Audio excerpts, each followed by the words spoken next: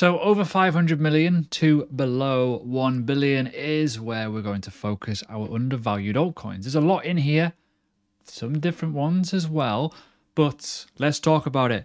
I've done every single category so far. There'll be a couple of videos left, not many, but right at the end, I will do a portfolio breakdown, identifying the high caps, low caps, where to put your risk management. So if you're new to the channel, subscribe so you get that stuff, so you can pick a portfolio that suits you and you're not going to be over risked and not going to kill yourself, which is good.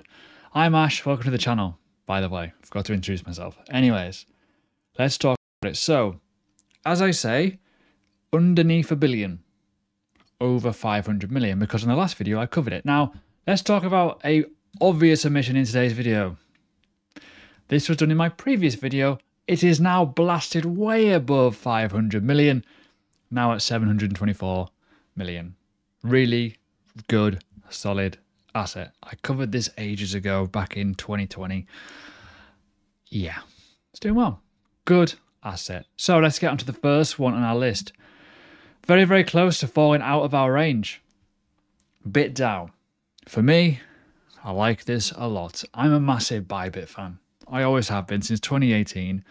Even when it was only Ethereum and BTC you can trade on without their spot exchange, I really liked it. Their UI is brilliant and their presence is everywhere. Now, there's a lot of token unlocks on this happening, but as we know, this came out at a rather funky time. Let's talk about it. This came out literally before the dump. So we're talking about the one little run it had, which was basically 2 or 3 months without much utility, bit a couple of launch pads here and, and then the market obviously tanked. This has got, in my opinion, a lot more upside. Bybit is a superb exchange with a lot of volume and also, more importantly, a lot of good PR regarding the relations, sponsorship deals in the likes of F1 and stuff like that. It's doing a good thing. Let's talk about what they're aiming to achieve, because this is a huge ecosystem that is also going to be scaled via some layer 2 protocols as well, such as Mantle. There's other stuff happening, obviously. You can see here, you got ZK rollups and stuff. This is the treasury, pretty damn big, right? But more importantly, there's also going to be token burn mechanisms. There's going to be a lot of stuff not in circulation. There'll be a lot of stuff held in the treasury as well. And we all know what happens in a bull cycle, boys and girls. Everyone wants to buy crypto. And when you think about the mistrust and the usage of other exchanges, such as FTX, that's created a new share towards other exchanges. Binance FUD around the world right now, right, currently. This is an opportunity for Bybit to basically have their token front and center and see where it goes. There's also a lot of partners here in terms of like, where is it? Sorry. There you go. A lot of the capital within it is actually backed by some pretty heavy-handed people, which is good, right? So definitely worth a look at. But yeah, you can see overall the price as an exchange. Be interesting to see where this does go. Next one. A layer 2. So OP. Without going too deep into this, this is a very, very simple, obvious thing. Ethereum scaled, low cost, lightning fast, layer 2 for Ethereum. We all know what's going to happen with the Ethereum ecosystem. I think it's going to get bigger and better as it goes. And stuff like this that are going to feed off it is going to be very, very interesting. Already you can see the amount of gas fees, saved. On-chain value 2 billion. This is a lot of stuff happening on this chain. And when we think, again, the same narrative of a bullish, vibrant cycle, and when everyone's into NFTs again, everyone's into metaverse again, etc., right? And it's all on the Ethereum chain, and it's all bloated and cloggy, and it doesn't work. Stuff like this is going to get used, right? And you can probably spot that that is going to be an obvious pattern. Look at the likes of Polygon. Look at, Loopring, Metis DAO. There's a load of them out there right now, but it's a competition world.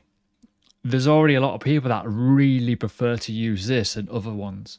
So yeah, when we look at the price, when we look at when it was released, it was released in, June time? Not really had a bull cycle yet. Is it undervalued? Where does it go when the market goes turbo? Interesting.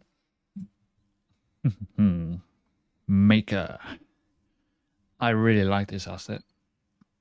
I actually very like it. Very like it? Is that a word? Let me explain what it is. So, as you know, we have the DAI. For the DAI to work, you need Maker. When people get interested, and again, the same narrative of a bullish cycle, people want more stable coins. People want more collateral. People want to borrow more. People want to do this, that, and the other because it's green and everyone's happy, right? So, what does this mean for us? It means that if you're holding the Maker DAO, it's a governance token for the ability to power the DAI token, which is a smart contract protocol, right? Which is all done within it. But you've also got to look at how the ecosystem is also growing. There's a lot of things now using DAI. There's a lot of exchanges, there's a lot of protocols that use it, there's a lot of lending platforms, there's stable currency assets as well in terms of using it for yield, accepting DAI as well, like of OpenSea, etc. And for it all to work, it needs to work in the well, that's the foundation of it, but it needs a foundation to work, right? And the bedrock of it is this Maker DAO token, which makes it very, very interesting to see, well, if more and more people want stablecoins, it's going to be a big thing. So when we look back in terms of how it works, the governance side of this is to allow the safe usage of stable currencies, which at the time, and even still today, is still the most decentralized, which is DAI. So when we think about in terms of safety of assets and the protocol governance of it, MakerDAO will probably do all right. When we look at the obvious in terms of its supply, 97% is out, it's still got decent volume. And when we look at where it has been in terms of all-time high in the bull cycle, it doesn't take much to notice a trend here. Look at the previous all-time high in the previous cycle, it was on a run. Bear market, on a run. Bear market, consolidation. Are we going to run again? If the interest and the Google trends all go up and all that kind of funky, lovely stuff, you're going to find that stuff like this will probably go up. Which leads me on to the other one. Number 4. Qcoin. Obviously, we can't talk about bull cycles and then another exchange coin, which is currently sat here. Makes sense, right? Because bull cycles breed interest. Qcoin is the most available platform for coins, even today. When you think about all the things that are banned around the world, Qcoin seems to be the one that has the most, let's just say, the most adventurous of listings. So a lot of people like to use this, even today, versus a DEX, right?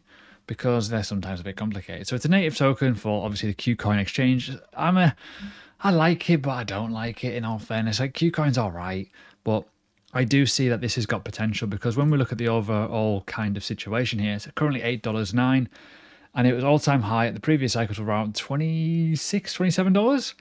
There's definitely some room to grow here, but also you got to think, as I said before, there's less exchanges now. Some of them have gone under.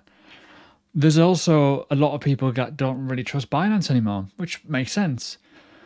So that just increases the share yet again to the likes of Qcoin to get more and more customers. There's even people that don't trust Coinbase anymore. I've seen a lot of people getting cancelled on Coinbase as well recently. So you've just got to look at that factor realistically, right? It kind of makes sense. But yeah, a exchange token is probably a decent thing to have in your armory, in my opinion, but everyone's different.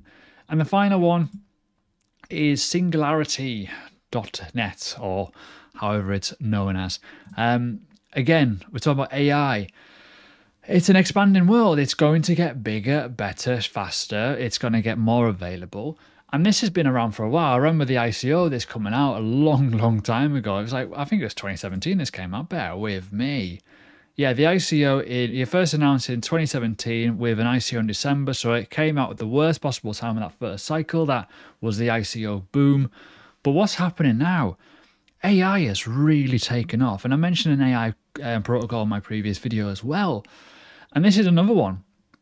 A lot of things happening here. But again, it's very, very, I still think it's early days for crypto in AI. But there's dedicated tokens that have been around for a very, very long time that are more trusted than the new ones, who could tell you what could be going on, right? Realistically, in terms of products. They're a lot more past, what's the word? Development cycle, I would say, is because they've already been around for a long, long time. Wow. He looks incredibly bright. I wouldn't want to go in a debate with him because he'll probably absolutely eat me alive. But you get the idea, right? In terms of how this ecosystem is going to grow. AI needs some control as well with decentralization. The problem with a lot of the AI systems that we've got now in today's world is a lot of it's open source. You just don't know what they can do with it. So yes, open source is good in cryptocurrency, but we also need a little bit of decentralization. We need the ability for profits to stay within and not leached away from other centralized bodies, which could be a problem of AI in the future. We've all seen a massive bidding war with ChatGPT. That was, what, 10 billion to Microsoft, which is mental. So yeah, a lot of good things are coming for AI. I think we've got to be patient with it. I think a lot of cryptocurrency projects will be a little bit sneaky and dodgy with their white paper listings and wordings, but projects like this and the previous ones that I've mentioned that have been around for like a number of years, they've always kept that AI narrative. That's what you want to look for. Look for a project that has the AI narrative for a very, very long time, not just a one where it's gone, oh, we'll just change our narrative to AI because it's pumping. Let's make some money. Be careful of those ones, right? So there we go. There's 5 undervalued assets that I think could do pretty well. Yes, there's a narrative of the bull cycle, but these have all got situations where in a bullish market and volume and interest and an increase in interest will make the tokens go up. Cool. Catch me in the next one. I'll see you soon.